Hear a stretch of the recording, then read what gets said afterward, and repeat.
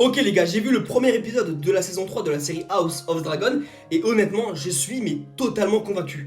Alors attention parce que cette vidéo va contenir totalement du spoil, donc si t'es pas à jour sur l'épisode, je te conseille d'enregistrer la vidéo et de revenir plus tard pour la voir.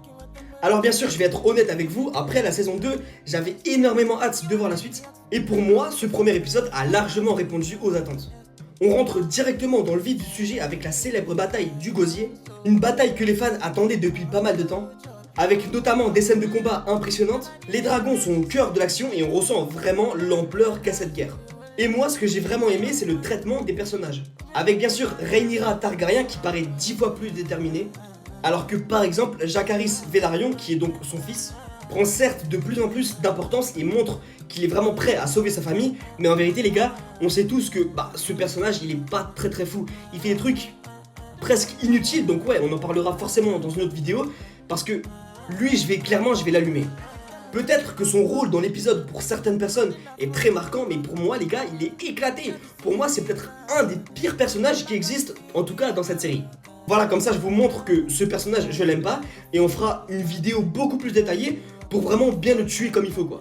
Du côté des Verts, Aemon Targaryen commence à devenir quelqu'un de vraiment très puissant, avec une définition de l'aura mais totalement ultime. Et en vérité les gars, j'ai envie de vous dire que moi, presque ça m'arrange, parce que Aemon et Daemon Targaryen sont mes deux personnages préférés de la série. Donc ouais, moi, voir que ce mec monte en aura, monte en puissance, clairement ça m'arrange de fou. Après bien sûr, j'attends vraiment un combat entre les deux, un combat entre Aemon et Daemon Targaryen pour déterminer lequel sera le plus puissant. Mais c'est pas tout, parce que Aemon Targaryen continue de devenir quelqu'un aussi très puissant et très dangereux, donc ouais, forcément quand t'as le dragon le plus grand de Westeros, forcément les gens ont peur de toi. Et perso, je pense que ces décisions pourraient avoir de grandes conséquences pour la suite de la série. Visuellement, on est peut-être sur l'un des meilleurs épisodes de la série. Entre les batailles navales, les dragons et certains plans qui sont totalement incroyables, on est presque comme si on regardait un film au cinéma.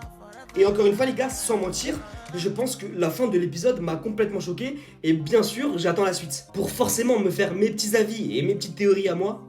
Et comme dit, on se retrouvera presque tous les lundis soirs pour parler de House of Dragon jusqu'à ce que la saison se termine. Bien sûr on en parlera encore après, mais on fera un avis critique par épisode, donc ouais, on se retrouvera tous les lundis pour parler de House of Dragon. Et encore une fois, House of Dragon saison 3 épisode 1 m'a totalement convaincu. Et si tu ne l'as pas vu, c'est disponible sur HBO Max, donc vraiment fonce le voir.